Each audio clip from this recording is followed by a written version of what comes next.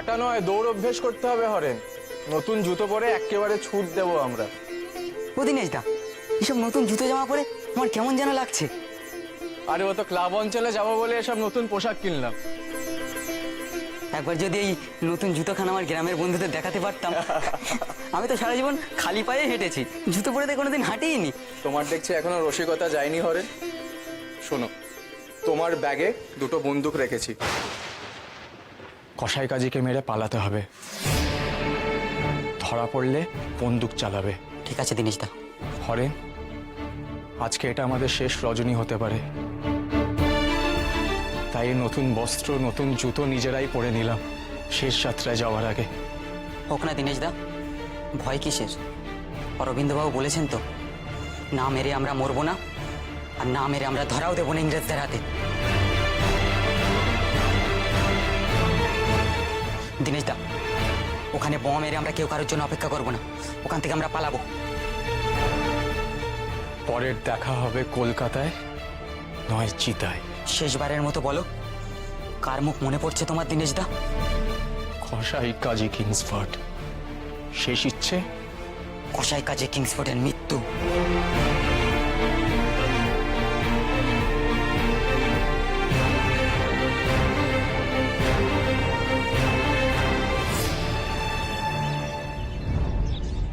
তাড়াতাড়ি চল, নইলে দেরি হয়ে যাবে। তাড়াতাড়ি। এই ছবি, তোর জুতোটা ছিঁড়লো কি করে? এই, তুই কি আবার ওই মনঃসংযোগ করছিস নাকি? স্কুলে যাবি না? এটা তুমি ধরো। দেখো, আমার জুতোটা না ছিঁড়ে গেছে। দেখি, এটা আমায় দাও। কি করতেছো ছবি বাবা? জুতা হাতে কান। হাই আল্লাহ, কি জুতা খান তো একদম ফালা ফালা হয়ে গেছে, একেবারে ছিঁড়ে গেছে। তোর আর একটা জুতো আছে না, ওইটা পর। সেটা তো কবে ছোট হয়ে গেছে। কি করে স্কুলে যাই? তাইলে ওহন কি হইব? আজ বরং তুমি একাই যাও ছোট মামা, আমি কাল যাব। মানুদা, জল খাবারের জন্য লুচি করতে বলবি, আর বেশি করে ডাল বাটবি, বড়ি দেব। জুতা ছিঁড়ে গেছে বলে স্কুল কামাই হইব? এই যে সাহেবী জুতা তো আমি সারাইতেও পারি না, এই কথা মা জানলে কি হইব কও তো? আব্দুল, ওরকম ছেঁড়া জুতো পরে তো সুবি স্কুলে যেতে পারবে না, আর ওদের স্কুলে তো অন্য জুতো পরে যাওয়ারও নিয়ম নেই। তুই বরং রনকে নিয়ে স্কুলে যা, সুবির আজ স্কুলে গিয়ে কাজ নেই। আমার জুতোটাও না কেমন যেন একটা। রন, না না, ঠিক আছে। আব্দুল দিতে চলো না স্কুলে, চলে রে সবাই। হাত খান ধুয়া লইও। চল চল চল। সুবি, স্কুলের ব্যাগ থেকে টিফিন বাক্সটা বের করে রাখো, আর জল খাবার খেয়ে পড়তে বসবে, কেমন? প্রভা, এই তো প্রভা, ঘটক ঠাকুর মহাশয় এসছেন সতীশের জন্য পাত্রের সন্ধান নিয়ে। আসুন আসুন, বসুন। কি হলো সুবি, দাঁড়িয়ে রইলে কেন? যাও। দাঁড়াও সুভাষ। সতীশের জন্য পাত্রের সন্ধান নিয়ে এসেছেন? কই দেখি ছবিগুলো দিন। স্কুলে যাওনি কেন? সুবির জুতো জোড়া ছিঁড়ে গেছে, আর এক জোড়া পায়ে ছোট হয়ে গেছে, তাই স্কুলে যেতে পারিনি। আমি ওকে যেতে বারণ করলাম, না হলে এমনিতে তো স্কুল কামাই করে না। সেজন্যই তো অবাক হচ্ছি। যাও সুভাষ।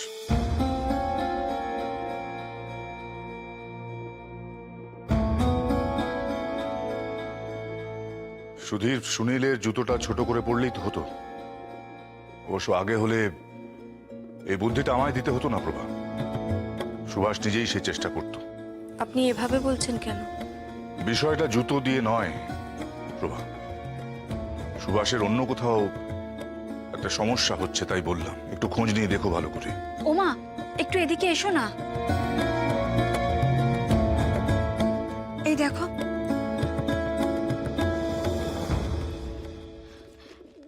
এই যে এই মেয়েটি ঘটক ঠাকুর, এই মেয়েটি কোথাকার? আগে মেদিনীপুরের মেয়ে। মেদিনীপুরের? হ্যাঁ। কলকাতার কোনো সম্বন্ধ আনেননি? আপনারা দেখুনই না একবার, এ মেয়ে লেখাপড়া জানা মেয়ে, তাই তো আপনাদের ঘরে আনলাম। যা সন্ধান এনেছি, এ মেয়ে খুব বড় বংশের মেয়ে, আপনাদের সাথে একেবারে মানানসই। আর তাছাড়া বাবুর বাড়িতে কি আর আমি যাকে তাকে বউ করে আনতে পারি? দেখবেন যেন কুলীন হয়। বাড়ির বড় ছেলের বিয়ে বলে কথা, এ বংশের নিয়ম তো আর আমি ভাঙতে পারি না। তেমন হলে আরো কটা দিন সময় নিন, ভালো করে খোঁজ খবর নিয়ে সন্ধান আনবেন। তবে খুব বেশি সময় নেবেন না ঠাকুরমশাই, আমাদের একটু তাড়া আছে। আমাদের মেজ ছেলের বিয়ে স্থির হয়ে আছে কলকাতায়। কতদিন আর বসিয়ে রাখবো তাদের বলুন?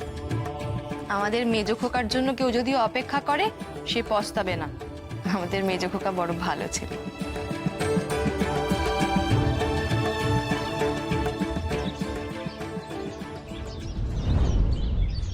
বাবা, মা চাইছেন মনমতোর সাথে বিভার বিয়ের কথা এগোতে। সে কি সুবালা? হ্যাঁ বাবা, মনমতো গতকাল বাড়িতে এসেছিল।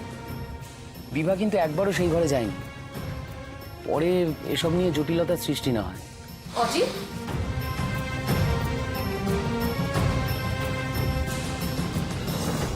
জটিলতার সৃষ্টি কেন হবে আমি তো বুঝতে পারছি না। আমি কিন্তু আপনাকে একটা কথা স্পষ্ট বলে দিচ্ছি, আমি মেয়েকে ওই অনন্তকাল ঘরে বসিয়ে রাখতে পারবো না। আচ্ছা, মনমতো খারাপ কিসে? সে ব্যারিস্টারি পাশ করে এসেছে, ভালো রোজগার, ভালো ছেলে, ভালো ঘর। আপনারা তো যে পাত্র সম্বন্ধ করেছেন তার তো এখনো পর্যন্ত কোনো রোজগারই নেই। বলা, তুমি আবার সেই একই কথা তুলছো? হ্যাঁ, একই কথাই তো বলবো। আমার তো শরৎকে প্রথম থেকে একেবারেই পছন্দ নয়। তাছাড়া ওখানে মেয়ের বিয়ে হলে কটকে গিয়ে থাকতে হবে। শরতের মাকে আমি যা দেখলুম, তাতে তো আমার যথেষ্ট সন্দেহ আছে উনি আমার মেয়েকে বাপের বাড়িতে আসতে দেবেন কিনা। মা, বিভা তো সব জেনেই বিয়েতে মত দিয়েছে। হ্যাঁ, ঠিকই তো। শরৎকে দেখে তো বিভা মায়ের পছন্দ হয়েছে। আরে রাখুন তো, বিভার কতই বা বয়স, সে ভালো মন্দের বোঝেটা কি বলুন তো। আচ্ছা দেখুন, কালকে মনমতো এই বাড়িতে এলো, একটি বার সে ওই ঘরে এলো না। বলুন তো আমার মুখটি কি থাকে? এই সব কিছু হয়েছে আপনার আর অজিতের জন্য। আপনারাই ওকে মাথায় তুলেছে। এই তো বিভা মা। বিভা মা, এসো ভেতরে, এসো এসো। তুমি কাল তোমার মায়ের কথা শোনোনি কেন? আসলে মা, বিভার মনমতোকে সেই রকম একটা... আই এম নট ডিস্টার্ব। কেমন আছো বিভা? তোমার সঙ্গে তো কালকে কথাই হলো না। আরে মনমতো, এসো এসো এসো, বসো ভাইয়া, এসো এসো এসো এসো, বসো। তুমি এখন হঠাৎ করে... অজিত, না না, আসলে তুমি সাহেব মানুষ তো, সাধারণত খবর দিয়েই আসো, কিন্তু এখানে কিসের ফর্মালিটি বলো তো? সে তো বটেই, সে তো বটেই। তুমি তো ঘরের ছেলে, একেবারে ছেলেরই মতন। বিভা মা, যাও তো মনমতোর জন্য এক গ্লাস শরবত নিয়ে এসো। That will be perfectly fine ma'am. মনমতো, ইংরেজিটার এত বেশি ব্যবহার করো না হে। জানো তো, স্বদেশী মেলায় রবি ঠাকুর এসে বাংলার ব্যবহার করতে বলেছেন। নিজের মাতৃভাষাটাকে ঠিক করে শিখতে বলছেন। এক্সকিউজ মি অজিত, তুমি না আমাকে এই স্বদেশীদের কথা প্লিজ বলো না। ওরা যে আজকাল কী সব করছে আমি তাই তো বুঝতে পারছি না। তাদের আবার মেলা। আচ্ছা অজিত, আমরা কি ম্যানচেস্টারের মতন সুতো বানাতে শিখেছি যে তাদের সঙ্গে কম্পিটিশনে নামার কথা ভাবছি? হ্যাঁ,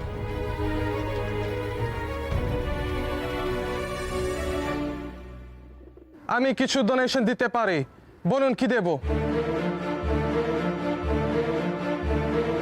সরি স্যার, এই দোকানের সমস্ত জিনিসপত্র আমি কিনে ফেলেছি। আমি দেশের কাজে নিজেকে নিবেদন করতে চাই। আমি চাই না আপনাকে এখান থেকে নিয়ে গিয়ে আপনার স্বপ্নগুলো ভেঙে দিতে। এটুকুই বলার ছিল আমার।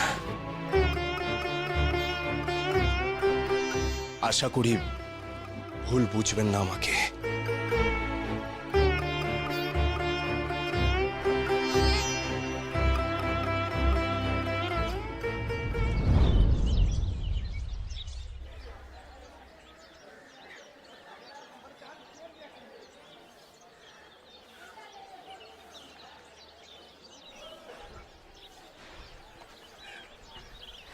দাদা বিড়ি বড়া কত?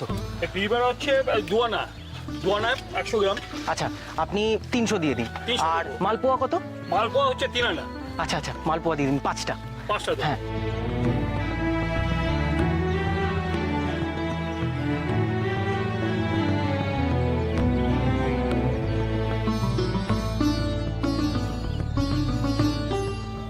যাক শরৎ, টিকিট কাটা হয়ে গেছে নিশ্চিন্ত। আরে ট্রেনের তো সময় হয়ে গেল, চল স্টেশনের দিকে যাই আমরা। হ্যাঁ চলো। সে আরেকজন কোথায় গেল বলো তো? সুরেশ, সুরেশ কোথায় গেল? সুরেশ, এই সুরেশ, সুরেশ, ওই তো সুরেশ। ওর দাদা, মিস দাদা, নাও গরম গরম বিড়ি বড়া খাও। বড়া এনেছিস? এবার কটকে এসে বড়া খাওয়াই হয়নি বলো। হ্যাঁ মালপোয়া এনেছি। যতই কান মোলা দাও, এই ভাই ছাড়া এসব জিনিস কেউ এনে দেবে না। নাও নাও। হ্যাঁ দে দে সুরেশ দে, খেয়ে দেখি। ওরে বাবা, এত করে গরম গরম। সুরেশ, তুই দিন দিন না কাজের হয়ে উঠছিস। হ্যাঁ মেজদাদা, আমি মালপোয়া খেয়েছি, খুব সুন্দর খেতে। বিভা দিদি বানিয়েছে, তুমি খাবে? বিভা দিদি, মেজদাদাকে দাও না, মেজদাদা মালপোয়া খেতে খুব ভালোবাসে।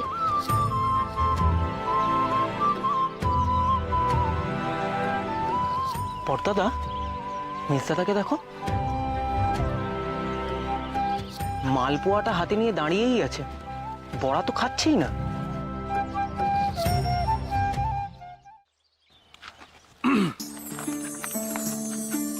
বলি কি শরৎ, কার কথা ভাবছিস? শোন আমার কথা শোন, তুই কিছু বড়া সময় করে কলকাতায় নিয়ে চ। ওই মালপোয়া প্রস্তুতকারিনীর জন্য। কটকের বিখ্যাত বিড়ি বড়া বলে কথা। হ্যাঁ বড়দাদা, কি করছো বলো তো তুমি? সুরেশ তো আমার থেকে ছোট, ওর সামনে তো। আরে তাতে কি হয়েছে, ওর তো যথেষ্ট বয়স হয়েছে। দাদাদের আশকারায় না হয় একটু অকালপক্ষ পায় হলোই বা। ভালো হয়েছে। গরম গরম আছে, খা খা খা।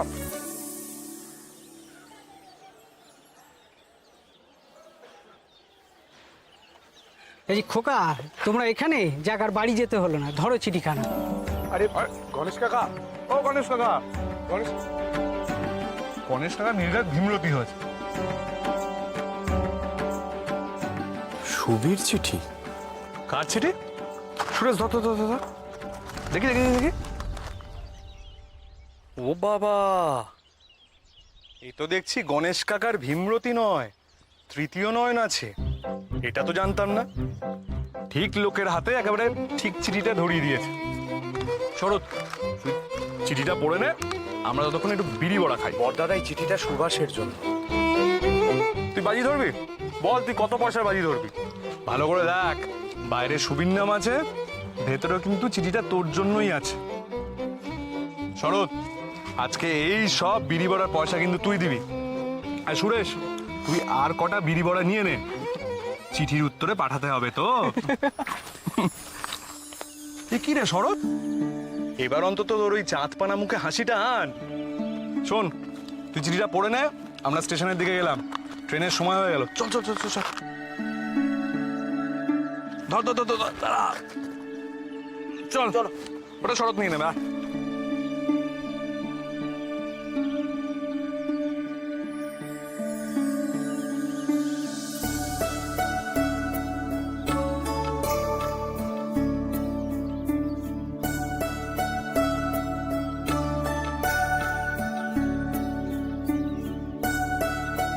হঠাৎ আমায় চিঠি লিখলেন কেন? শ্রী চরণৈষু আমার প্রণাম লইবেন। আশা করি সব কুশল।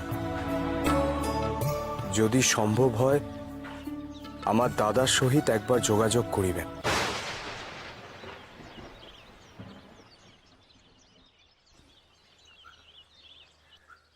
প্রণামান্তে বিভাবতী।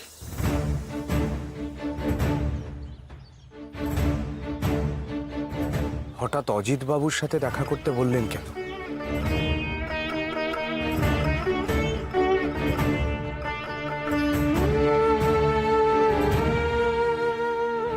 কিন্তু সুবীর চিঠিটা আমি এখন কি করে পৌঁছবো?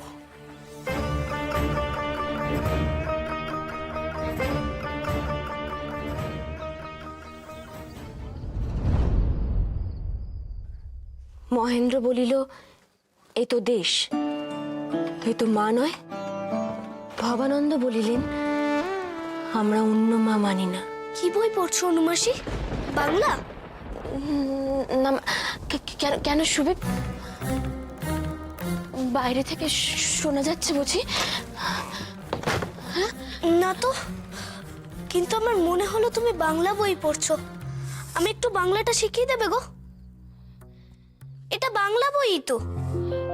সুবীর, সুবীর এদিকে এসো, এসো, বসো এখানে। সুবীর, এই বই তোমার জন্য নয়। কেন অনুমাসী? কি লেখা আছে ওতে?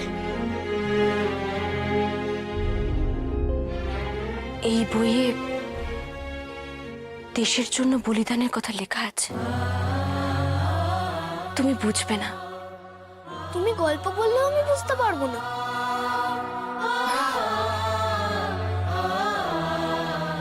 আমি আশীর্বাদ করি তুমি যেন একদিন এই বইয়ের মর্মখানা বোঝো। তবে হ্যাঁ, এই বইয়ের একখানা শব্দ তোমার জানা, বন্দে মাতারাম।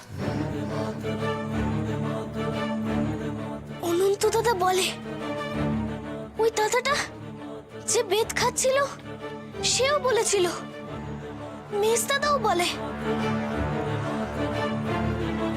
এই যে অগ্নিমন্ত্র সুবি, এই মন্ত্রের জোরে কত ছোট ছোট ছেলেরা দেশের জন্য প্রাণ দিচ্ছে।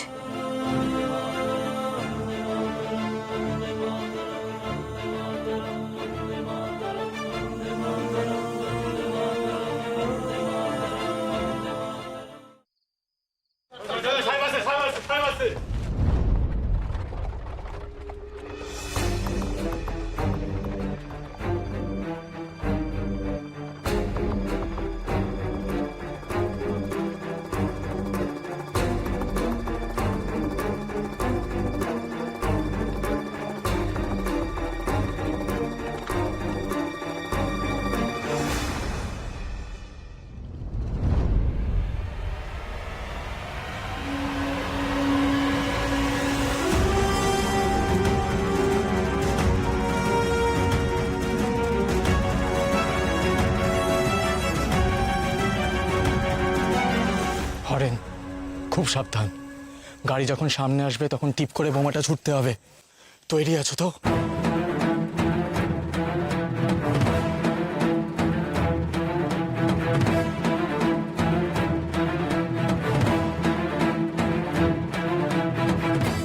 তোমার কাছে দুখানা রিভলভার আছে তো? আচ্ছা দিনেশ দা। বোমায় যদি কাজ না হয় তাহলে বন্দুক দিয়ে আজ শেষ করবো একে। বন্দে মাতারাম। আর যদি বোমায় কাজ হয় তাহলে দুজনে সোজা যাবো স্টেশনের দিকে। দুজনে ছুটবো দুটো রাস্তা দিয়ে। আলাদা আলাদা ভাবে আমরা কলকাতা পৌঁছাবো। মনে আছে তো? আচ্ছা দিনেশ দা, তবে কি জানো, মন বলছে আজ দেশের জন্য প্রাণ দেওয়ার সুযোগটা পাবো।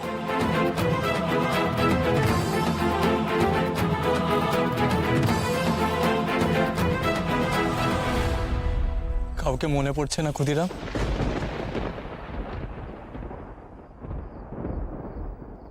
ভারত মায়ের কথা। ঠিক এই সময় অন্য কারোর কথা যেন আমাদের মনেও না পড়ে। বন্দে মাতরম। বন্দে মাতারাম।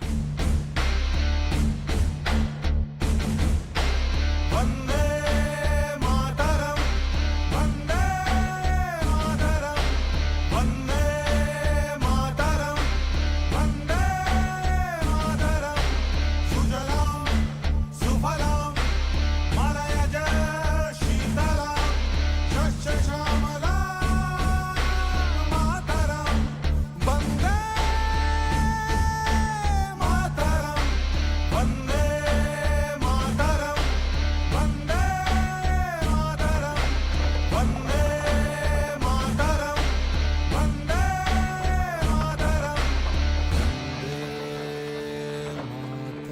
বন্দে মাতরম মাতরম।